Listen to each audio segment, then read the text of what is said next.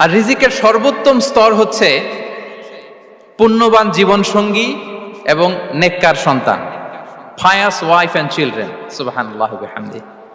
একটু খেয়াল করে দেখেন যে আমার লাইফ পার্টনার, আমার জীবন সঙ্গিনী, সে যদি আল্লাহওয়ালা হয়, সে যদি ভালো হয়, আর আমার সন্তানটা যদি আল্লাহওয়ালা হয়, আমার ঘরটাই তো জান্নাত, ঠিক কি না?